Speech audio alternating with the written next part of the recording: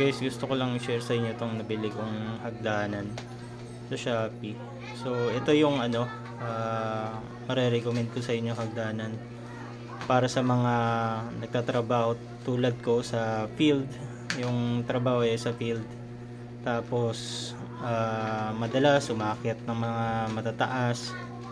So kung kailangan nyo na matibay na hagdanan o kaya quality talaga, na hindi talaga madaling masira na hagdanan, tapos sulit pa yung pera sa hagdanan na to kahit medyo mahal. So ito yung kailangan nyo.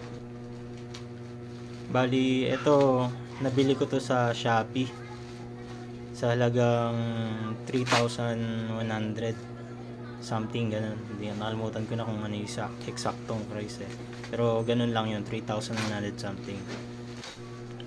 So bali i-fast forward ko na lang para mabilis yung makita agad natin yung hagdanan.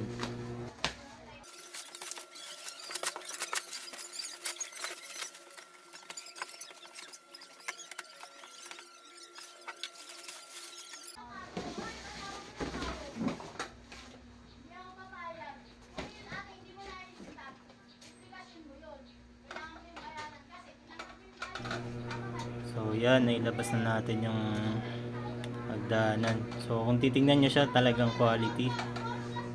Talagang sa itsura pa lang niya mukhang matibay na talaga.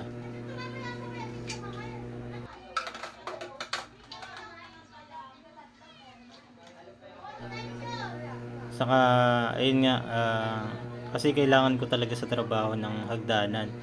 Mahirap kasi yung nanghihiram ako ng hagdanan lagi sa kaibigan ko. Tapos syempre nakakaya kung manghihiram tayo lagi. Kaya mas mahalaga yung meron talaga tayong sariling hagdanan in case na kailangan talaga natin.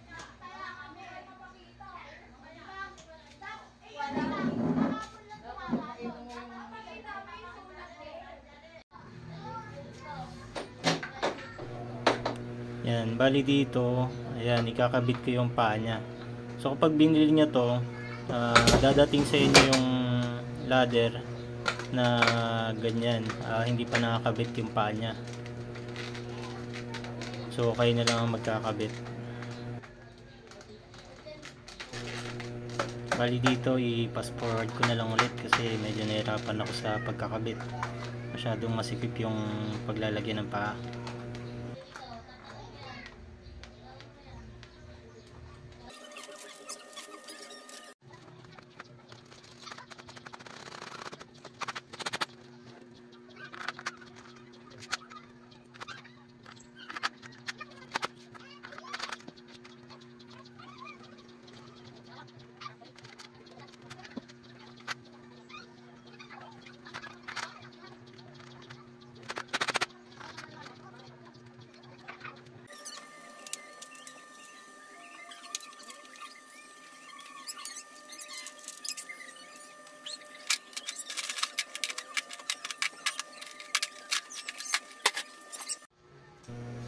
Bali dito tinetesting ko na kung matibay talaga tong ladder. Pero ito talaga sulit talaga yung tingin ko sulit yung bili natin dito. Madali lang tong tupiin kasi yung lock niya sa taas, hinihila lang. Yan, kita nyo naman maganda talaga at saka mukhang matibay talaga. Bali 5 steps nga pala tong ladder na nabili natin. Tapos ganyan, kapag nakatayo lang siya, halos kasing taas ko lang siya. Bali yung height ko is 5'5" kasi ko. Bali kung nagustuhan nyo rin yung gantong ladder, ilagay ko na lang sa description yung link na pinagbilan ko para hindi kayo mahirapan hanapin. So saktong-sakto yung laki niya, diba? Ganda. Ayos, may hagdanan na tayo. Kung nagustuhan nyo yung video na to, please like, follow, and subscribe para sa mga susunod pa na video. God bless.